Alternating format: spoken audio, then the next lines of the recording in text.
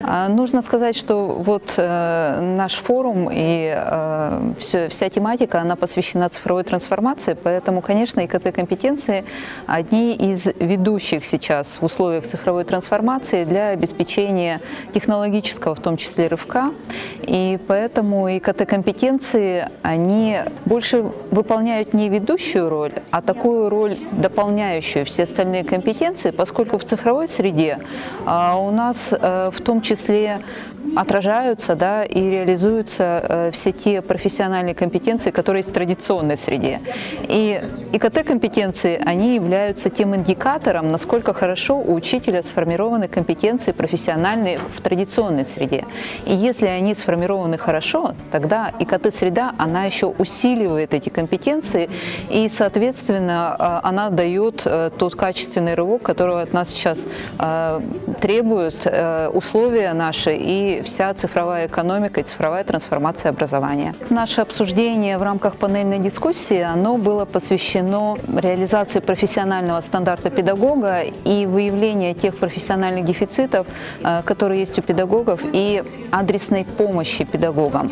И вот мы рассмотрели, и это было очень полезным для всех, разнообразные подходы, но сошлись во мнении, что тот подход, который предлагает Акмолинский университет совместно с Рособорнадзором, он является очень качественным, он является вот действительно адресным, и он позволит трансформировать систему повышения квалификации и сделать ее не формальной, а именно полезной для современных педагогов, поскольку сейчас курсы, которые мы видим, предлагаемые, они очень широкие, а здесь вот такой адресный подход через выявление профессиональных дефицитов, он, конечно, будет способствовать повышению качества образования в целом. Поэтому я очень рада, что я в команде Башкирского университета и в команде Рособорнадзора со своей стороны вот принимаю участие в проекте по ИКТ-компетенциям, поэтому думаю, что мы все выиграем от такого сотрудничества и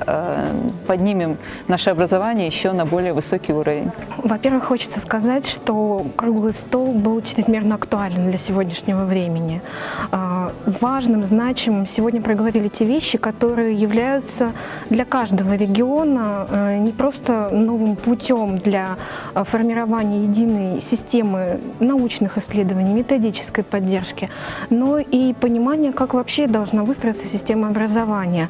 И сегодня коллеги из разных регионов говорили об очень важной истории, связанной с дефицитами в воспитательной работе, с профессиональными дефицитами, связанными с ИКТ-компетенцией. И не могу не отметить, что важным является и понимание органов управления, региональных органов власти, управления образованием, необходимости взаимодействия со всеми структурами, и с региональными институтами развития, и с вузами, и, конечно, школами, как базовыми школами, различными инновационными площадками, так и теми, кому помощь необходима прямо здесь и сейчас. Это школы, участники проекта по повышению качества образования.